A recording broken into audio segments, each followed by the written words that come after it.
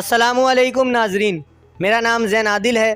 زندگی میں کامیاب یا ناکام ہونا ہماری ہمت، حوصلے، قسمت، مقدر یا قدرت پر منحصر ہے، مگر جو انسان ذہنی طور پر مضبوط ہو وہ بڑے سے بڑے امتحان کو بھی کھلے دل سے خوش آمدید کہتے ہیں، اپنی ناکامیوں کو کامیابی کی سیڑھی بناتے ہیں۔ آج ہم آپ کو بتائیں گے کہ ذہنی طور پر مضبوط لوگ کیسے ہوتے ہیں اور ان کی زندگی میں کامیابی کیسے ان کے قدم چومتی ہے۔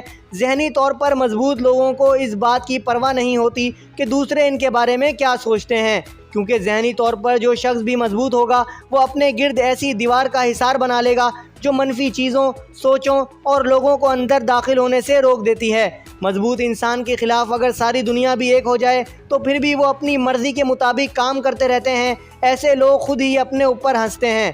وہ اپنے بارے میں ہنسنا، مذاق اڑانا اور دوسری چیزوں کو زیادہ سنجیدگی سے لے کر پریشان نہیں ہوتے۔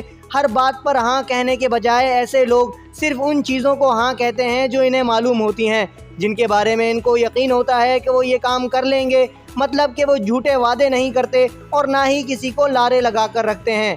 ذہنی طور پر مضبوط لوگ غلطیوں کی فکر نہیں کرتے۔ اگر وہ غلطی کرتے ہیں تو وہ اس سے سبق حاصل کر کے اپنے سفر میں آگے بڑھ جاتے ہیں۔ وہ اپنے اقدامات اور اس کے نتائج کی ذمہ داری قبول کرتے ہیں۔ اگر یہ ان کی غلطی ہے تو اس سے انہیں کوئی فرق نہیں پڑتا کہ کوئی کام کتنا ہی خراب ہو گیا ہے، وہ فوری طور پر ذمہ داری قبول کریں گے، شرمندہ ہوں گے اور مزید محتاط ہو کر آگے چل دیں گے۔ ذہنی طور پر مضبوط لوگ عام طور پر بہت زیادہ سوالات کرتے ہیں اور ہمیشہ زیادہ سیکھنے کی خواہش رکھتے ہیں تاکہ وہ اپنے عقائد میں اور بھی مضبوط ہو سکیں اور حقائق تک پہنچنے کے لیے ان کا سفر جاری رہے۔